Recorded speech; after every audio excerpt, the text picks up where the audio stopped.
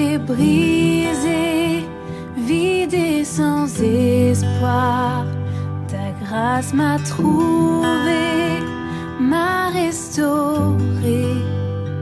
Je n'ai rien à moi, mais tel que je suis, tu me libères, tu me libères. Grâce infinie de notre Dieu qui un jour m'a sauvé. Oh, j'allais errant de lieu en lieu quand tu m'as retrouvé. Et maintenant je vois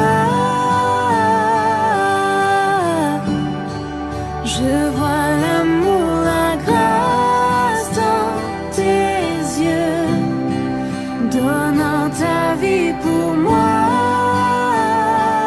Shalom, shalom, peuple du Dieu très haut, le seul et l'unique, le Seigneur Jésus-Christ, celui qui a reçu le nom au-dessus de tous les autres noms, le seul digne d'être adoré, d'être loué, d'être servi, d'être appelé Seigneur et Sauveur.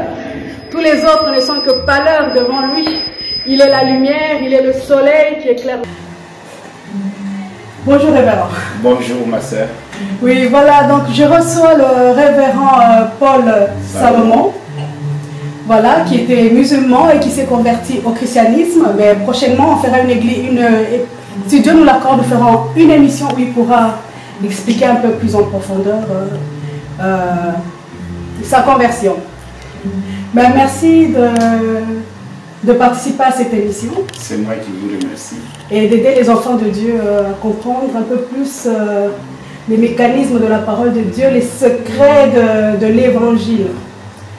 Oui, alors, donc si je comprends bien, vous avez une église à Limoges. Oui. Et quel est le nom de cette église pour ceux qui souhaiteraient? Bon, l'église, c'est Parole Tabernacle de Limoges. Ah, ok. Et vous êtes pasteur depuis combien de temps? Ça va faire la 5e année. Je suis le fondateur de l'église. Ça va faire 5 ans. En avril prochain, le 16 avril précisément. Ça va faire 5 ans qu'on est là. Ah, ok. D'accord. Voilà, d'abord, j'aimerais que vous me relatiez un peu votre expérience avec le réveil. Surtout, enfin plus particulièrement, vous vous êtes rendu à Kinshasa dernièrement pour saluer le réveil à Baruti Tabernacle. Oui. Est-ce que vous pouvez nous expliquer un peu ce qui vous a conduit là-bas? Parce que bon, nous savons que quand nous venons à Christ, nous n'avons plus de pays. Mais bon, quand même en Afrique, c'est quelque chose qui est encore malheureusement très fort. Exactement. Comme vous êtes, voilà, vous n'êtes pas congolais, comment vous l'avez connu et pourquoi vous êtes rendu là-bas? D'accord, bon.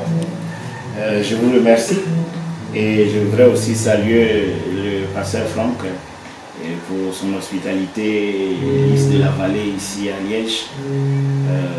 Pour revenir à votre question, le pasteur Baruti, je crois que pour la première fois quand j'ai entendu parler de lui, j'avais vu une vidéo de lui, cela datait de 2012 à Paris. Et j'avais vraiment aimé son témoignage et tout. À part ça, je n'avais pas de contact avec lui. L'expérience que j'ai vécue, c'était en 2016, en juin 2016. J'étais à Orléans. J'étais là pour le service du Seigneur. Mon pasteur, Arthur Mozaka, m'avait envoyé là-bas pour travailler avec l'église d'Orléans. Et en moi, je voulais quelque chose de plus. Je voulais vraiment parcourir un peu les villes de la France, allant évangélisant un peu partout, parce que c'est ce que je faisais depuis Paris. Et aussi en Normandie où j'étais, bien dans d'autres villes, à Tours, à Blois.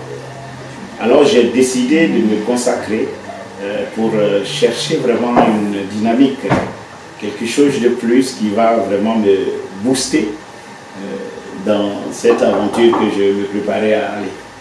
Et j'ai commencé un lundi, je jeûnais, j'ai prié. Et le deuxième jour, le mardi, aux environs de 15 heures, j'étais en prière. Et tout à coup, je suis tombé comme en extase. Et alors, j'ai juste vu une main, la main d'un homme, au-dessus de ma tête. Et j'entends une voix qui me dit, c'est la main du pasteur Barouti, c'est la puissance de cette tonnerre. Amen. Alors j'ai vu comme une fumée qui descendait comme ça. Et quand je suis sorti de cette vision, j'ai commencé à rouler par terre. Je roulais et je crois que c'était la première fois que je me retrouvais en train de parler en langue sans arrêt. Et après, j'entends encore la voix qui me dit, bon, maintenant appelle-le et demande-lui qu'il prie pour toi.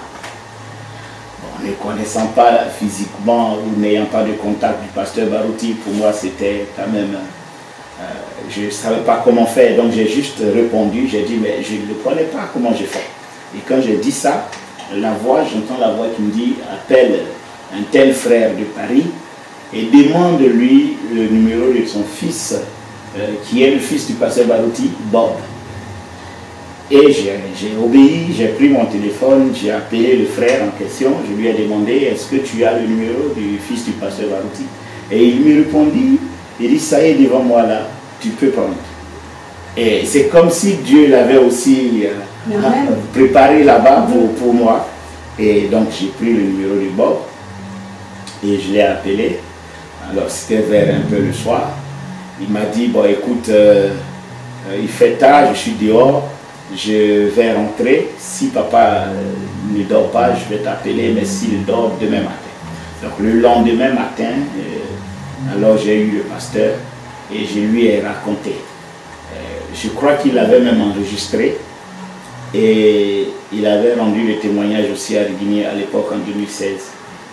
Donc c'est comme ça qu'il a prié pour moi au téléphone et il m'a dit, vas-y, tu verras. Alors j'ai cru et peu de temps après, c'est comme ça que le Seigneur m'a inspiré d'aller à Limoges. C'est une ville que je ne connaissais pas, je ne connaissais personne. J'ai juste pris un hôtel et je suis entré dans la ville, dans l'évangélisation. Et c'est comme ça que l'église de là-bas a commencé. Ah, ok. Et je vois que vous êtes venu nous visiter. Vous avez connu le pasteur Franck, je crois, par Internet. Exactement. Et vous avez souhaité venir ici. Est-ce que vous pouvez nous dire pourquoi? Qu'est-ce qui vous a attiré? Qu'est-ce qui vous attire dans le...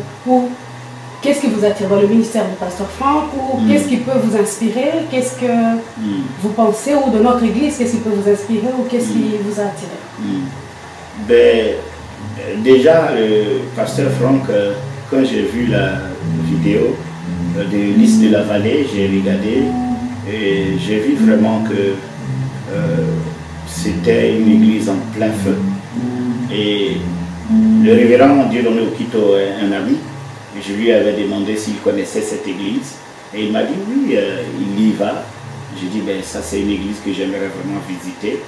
Et je crois que c'est une église qui est dans la parole entièrement. Ces choses que nous voyons ici, de la manière dont l'esprit se manifeste librement. L'église primitive était aussi comme ça. Et même l'église au jour de Frère Branham était comme ça. Ça c'est scripturaire. C'est quelque chose que je crois que tout enfant de Dieu a soif de voir l'Esprit de Dieu descendre quand on prêche la parole et agir librement. Donc quand j'ai vu ça, je me suis dit, ça c'est une église que j'aimerais bien visiter.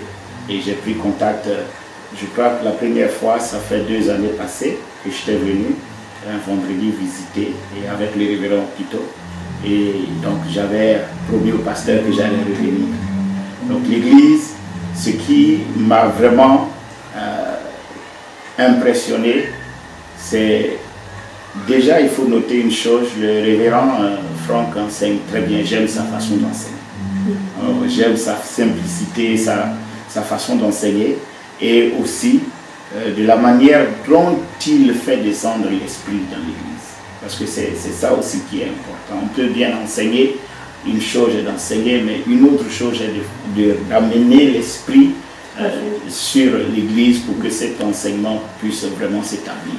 Et quand j'ai vu ces choses, je me suis dit, c'est vraiment un serviteur de Dieu.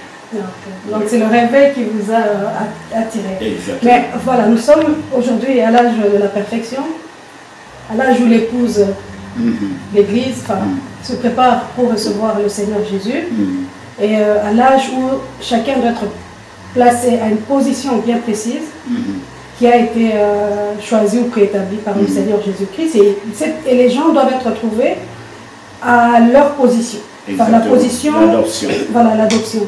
Mais voilà, il y a ce terme réveil, puisque c'est le réveil qui vous attire. Vous étiez musulman, vous êtes venu dans le christianisme, vous avez vu qu'il y a un réveil qu'il n'y a pas, voilà, par exemple dans la religion musulmane. Mais aujourd'hui, voilà, nous avons entendu parler du réveil d'Assouza. Il y a tout un groupe d'églises, j'imagine que de là où, du pays, de là où vous êtes originaire, c'est la même chose. Il y a des églises qui se revendiquent être des églises de réveil. Et dans le message, voilà, on a ce groupe fondamentaliste et l'autre groupe qui ne veut pas être associé au groupe fondamentaliste. Oh, j'ai du mal à parler aujourd'hui.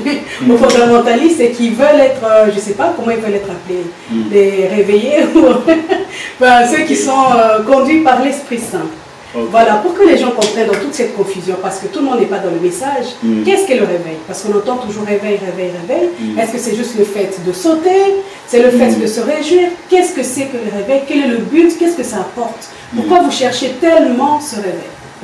Bon, pour répondre à la question du réveil, je crois que le prophète de Dieu, Frère Branham, en parle du réveil. Et le réveil, nous avons tendance à croire que c'est lorsque nous avons une bonne expérience avec le Seigneur, c'est vrai. Chaque chrétien doit chaque jour avoir une expérience avec le Seigneur. Mais en réalité, Frère Branham explique dans les images de Christ que le réveil, ce n'est pas le fait d'aller ramener plusieurs âmes à l'église. C'est d'abord de raviver ce qui est dans l'église. Donc, il montre cela, il image cela par rapport à une scène qu'il avait vécue d'un océan qui ramassait tout ce qui était à l'intérieur. Les vagues faisaient sortir tous les déchets qui étaient dans l'océan et les ramenaient au bord. Donc, il a observé cela et il a lié cela à ce qui devrait se passer dans la vie d'un croyant comme étant le réveil. Donc, ceci étant, le réveil serait de faire sortir de l'église tout ce qui est du monde, tout ce qui est, je peux dire, sale, tout ce qui n'est pas de la sanctification. Donc, remettre les gens dans une position de vie de prière, de remettre les gens dans la conscience de Dieu, pour qu'ils puissent réaliser qu'ils sont vraiment, qu'ils ne peuvent pas vivre sans la présence de Dieu. Donc, après cela, il y a les résultats du réveil. Donc le réveil déjà c'est de ranimer ce que l'on a dit. Et beaucoup de fois, bon, nous aimons voir le réveil dans l'autre sens du fait que les gens viennent à l'église, les gens viennent beaucoup. Ça, ce sont les effets du réveil. Lorsque déjà le petit groupe qui est là est déjà dans cette ébullition. Une consécration véritable, un réveil je peux dire de conscience, puisque la Bible même dit que notre engagement avec Dieu est un engagement d'une bonne conscience.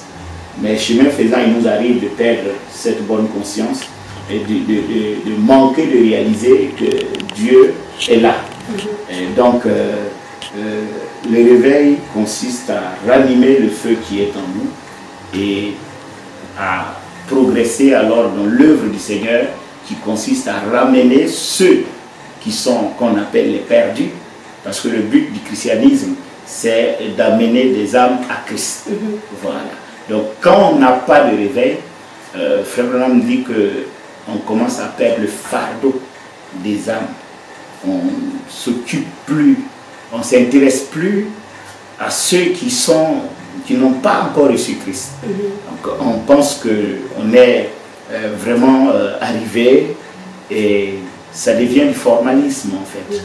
Et ça, ce sont les conséquences d'un manque de réveil.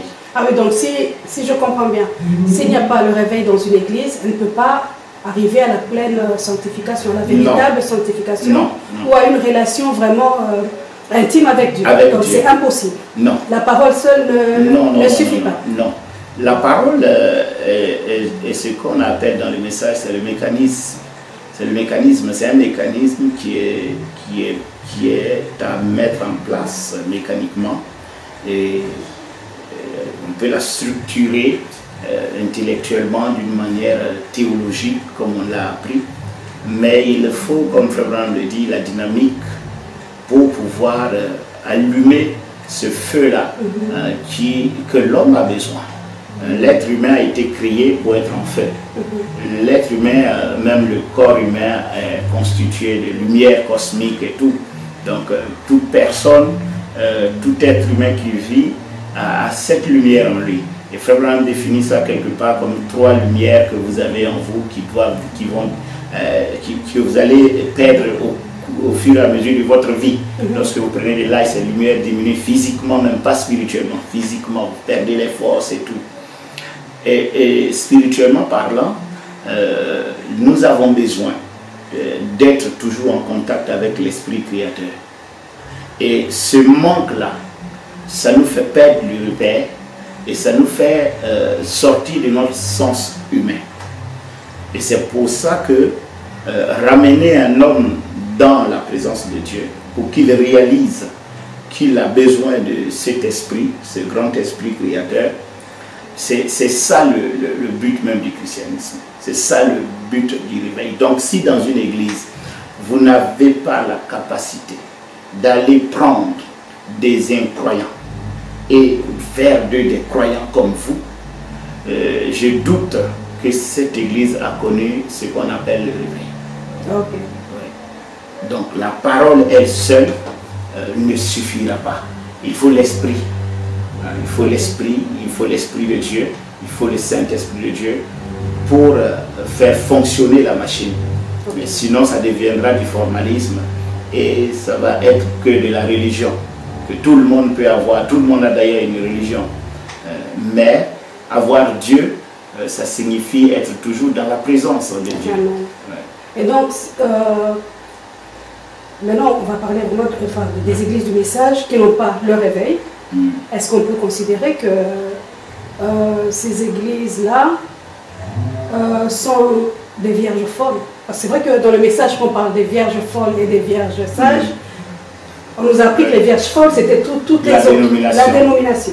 Mais maintenant ceux qui restent et qui ne veulent pas de l'esprit, qui ne veulent pas des manifestations de l'esprit, qui n'ont pas le réveil.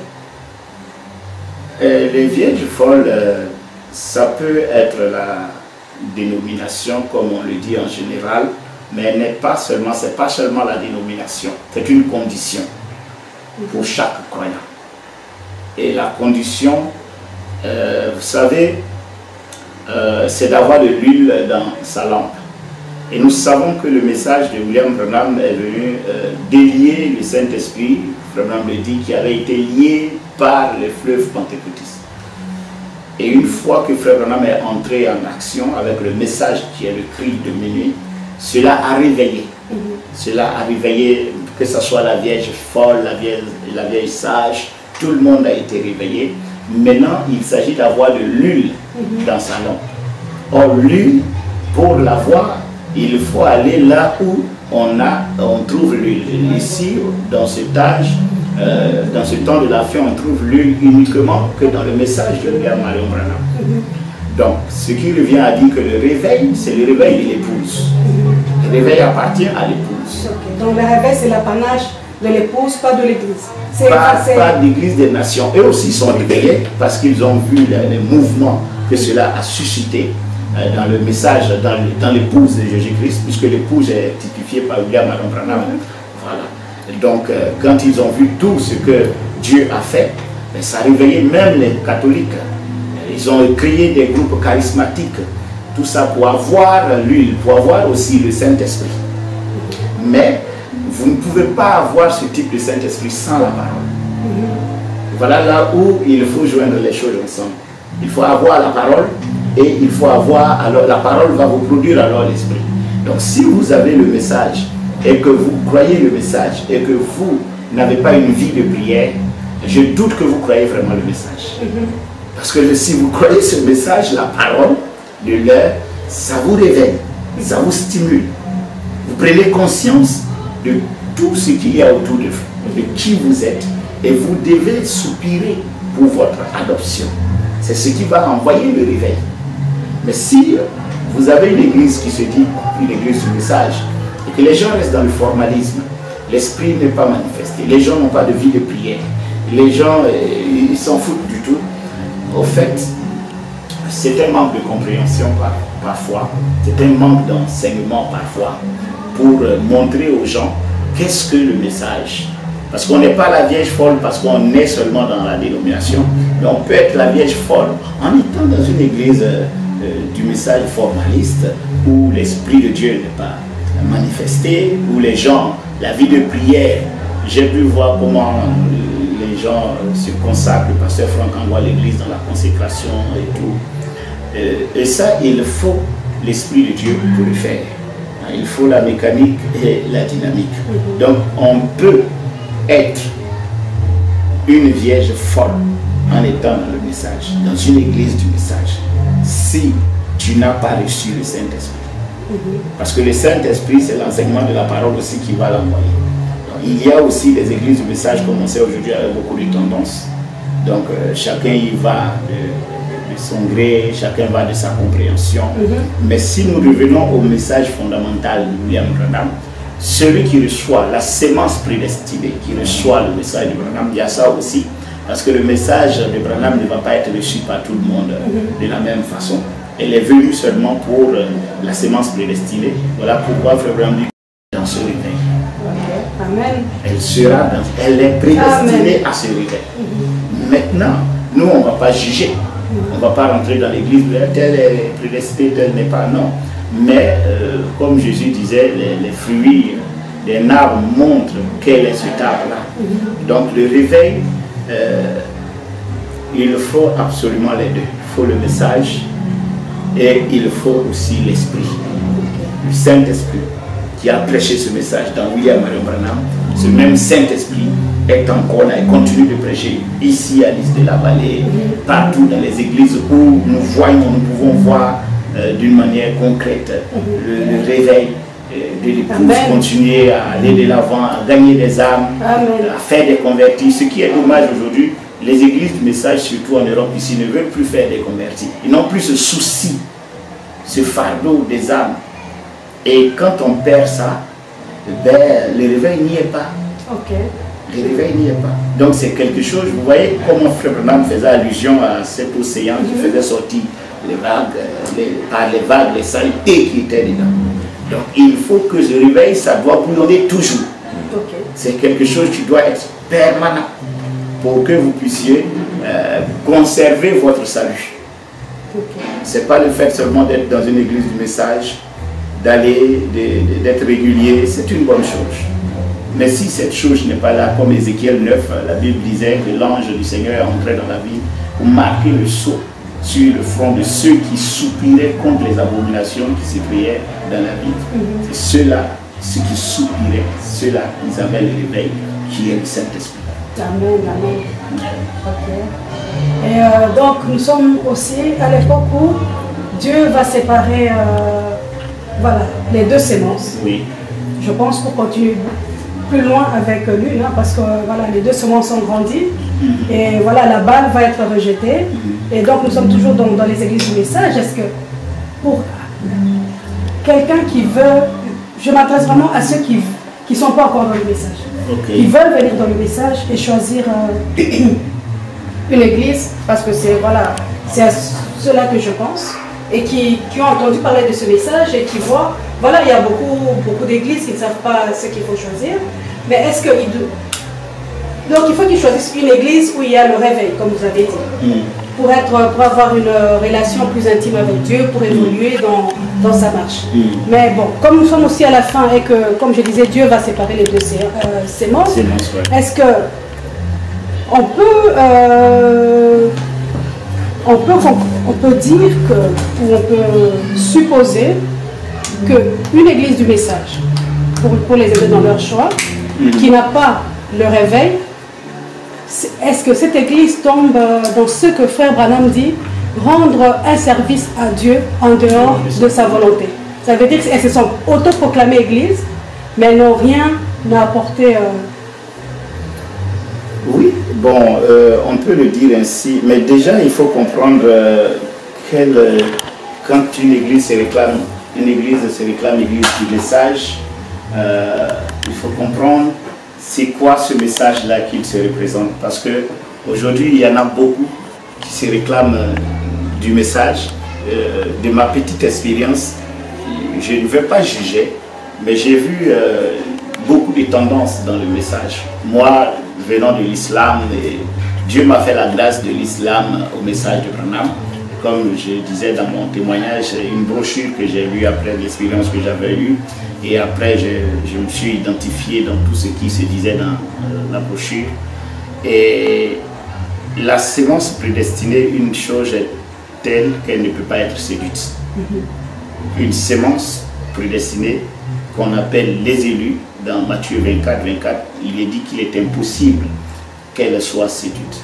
Donc, peu importe dans quel mouvement des tendances du message où elle se trouve, c'est ce que Frère Branham dit. Elle entendra un jour le cri de la mère aigle qui va la faire sortir de ce mouvement-là. Parce qu'aujourd'hui, c'est difficile et souvent triste à le dire, parce que ce n'est pas tous les gens qui se disent église du message qui prêchent même le message de William Branham. À force d'ajouter certaines choses, des interprétations un peu de tout genre, les gens n'arrivent pas à recevoir la parole dans sa totalité. Donc il y a tellement de ministères qui viennent et qui s'autoproclament et ça ne produit pas le résultat. Mais Dieu lui-même se charge de récupérer les élus. Ça, c'est Dieu lui-même qui le fera. Si une église se dit du message et elle n'a pas le réveil, je crois que Frère Branham dit dans l'adoption que Dieu permet même souvent des troubles dans l'église. Et pourquoi? C'est pour allumer, c'est pour souvent enlever des gens qui n'étaient pas à leur position, qui occupent la position humainement. Et ce n'est pas le Saint-Esprit, puisque le message que nous avons, c'est le message d'adoption, c'est un message de positionnement. Ce n'est pas moi qui me dis je veux être pasteur. Ça doit être le Saint-Esprit qui prend un des frères et qui l'établit berger. Ce n'est pas le frère qui dit qu'il veut être diacre. Ça doit être le Saint-Esprit qui doit choisir le frère et l'Église va voter. C'est pas... Donc on a un message vraiment structuré par le Saint-Esprit pour que tous ceux qui y sont puissent avoir la conscience que nous avons un message pour nous préparer à un enlèvement qui est imminent. Donc, d'où aujourd'hui on n'a plus besoin même de mettre la chicotte derrière les gens, consacrez-vous, consacrez-vous. Si une personne est vraiment prédestinée, je parle de ceux qui sont encore dans le message et qui ne sont pas dans ce réveil-là. En écoutant seulement les informations et tout, ils doivent savoir que nous sommes à la fin. Mais pour ceux qui sont dehors, comme vous l'avez dit, qui ne sont pas croyants du message, qui ont entendu, parce qu'aujourd'hui, vous allez sur les réseaux sociaux, il y a tout. Il y en a qui critiquent Branham, le message d'une secte et tout ça. Mais comme je disais tantôt, on ne peut pas séduire une sémence prédestinée. Moi, j'étais dans l'islam, je n'ai jamais entendu parler d'un prophète, je n'ai jamais entendu parler d'un message. Comment se fait-il que Dieu réunit des circonstances et finalement, je sors de là. Amen. De l'islam. C'était même, c'est pas la dénomination. Dans la dénomination, moi, on parle de Jésus. Donc, pour vous dire que ça, c'est le travail de Dieu. À travers des serviteurs de Dieu qui sont consacrés, comme le pasteur Franck, comme bien d'autres, qui font vraiment le travail. Donc ils vont attirer ces âmes-là, ils vont les attirer et ils viendront. C'est pour ça que des buissons ardents comme ça, comme l'église de la vallée ici, il faut les conserver. Il faut conserver cet endroit chaud pour que il y a encore, nous cherchons vraiment dire la sémence, la dernière brebis, pardon. Et tout de suite, j'ai pris des âmes, je suis allé les baptiser. Et je leur ai donné des brochures, je suis allé à la voix de Dieu, de Kim. J'ai pris du matériel, des brochures, et je leur ai présenté le message. Amen. Donc, le réveil, c'est ça. C'est ça. Donc, nous devons apporter ce réveil-là. Et d'ailleurs, nous attendons ce réveil-là de l'épouse qui doit être manifesté pleinement. Ce que nous voyons, ce sont des choses que je peux appeler des préliminaires. Ce n'est pas encore la chose. Mais déjà, il y a des gens qui ont soif, qui, jour et nuit, soupirent contre les abominations qui se commettent et qui disent, Seigneur, jusqu'à quand qu'ils sont capables de veiller, comme j'ai vu liste de la vallée, du vendredi à samedi. Et même maintenant, il y a peu d'églises. Pour vous être honnête, moi, je ne l'ai jamais fait. Non, je n'ai jamais fait. J'ai dit au pasteur Franck, mais je viens de découvrir quelque chose. Et il faut que je vois que je suis très en retard. C'est vrai. C'est vrai. C'est comme ça que les églises devraient fonctionner. Voilà, nous chutons déjà, parce que le pasteur est assez pressé, il doit partir. Mais alors, deux toutes petites questions, et puis voilà, on aura fini pour aujourd'hui. Voilà, est-ce que vous avez fait comme cette femme samaritaine qui, après avoir rencontré Jésus, est allée vers les siens pour leur dire, est allée vers les siens pour leur dire que Jésus est là, voilà, voici cet homme. Est-ce que vous avez couru aussi vers les musulmans pour leur présenter ce Jésus? Oui, et c'est ce que je continue de faire. Je continue de courir vers les musulmans, vers les catholiques, vers toute la créature. Jésus a dit aller par tout le monde et prêcher la bonne nouvelle à toute la créature. Si je croise même un petit chiot qui a besoin de Jésus, je prie pour lui. Merci d'avoir participé à cette émission. C'est moi qui vous remercie. Donc nous terminons, et pour finir, si vous avez peut-être un témoignage ou enfin, un miracle que Dieu a accompli au travers de votre ministère pour nos téléspectateurs. Il y en a vraiment beaucoup. Dernièrement, il y avait la sœur Roselyne Candel de Libauge qui avait, elle était enceinte et on avait trouvé que l'enfant était trisomie 21. Et nous avons prié et c'est une fille, elle est née il n'y a pas longtemps, c'est ce témoignage qui m'a beaucoup marqué. L'enfant est né en parfaite santé. Amen. Et on a rendu la gloire à Jésus. Amen, gloire à Dieu. Qu'il soit loué, qu'il soit glorifié notre Seigneur Jésus, qui est toujours disposé à nous guérir, à nous aider, à nous secourir. Quant à moi, je vous dis merci, au revoir et bon retour à Limoges. Merci, pareillement. Vous pouvez dire au revoir à nos internautes. Au revoir et que le Seigneur Jésus-Christ vous bénisse. Restons toujours connectés à ce réveil qui suit son cours, parce que sa venue n'est pas loin. Et s'il ne vient pas demain, nous l'attendons après-demain. S'il ne vient pas après-demain, nous l'attendons l'autre fois. Donc c'est ce que le prophète faisait. Chaque jour, il attendait la venue du Seigneur. Nous aussi, nous attendons toujours sa venue. Que le Seigneur vous bénisse. J'ai été vraiment béni ici. Et que ce réveil puisse aller encore plus tard. Amen, amen. Au revoir, chers internautes, et on se retrouve prochainement dans un autre numéro de votre émission. Et maintenant, je vois. Merci.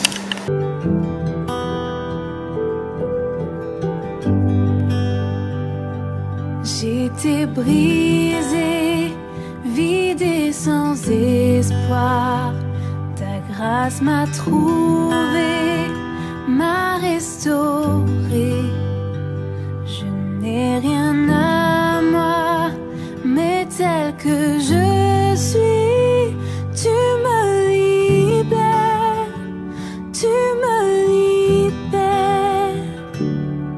Grâce infinie de notre Dieu qui un jour m'a sauvé. Oh, j'allais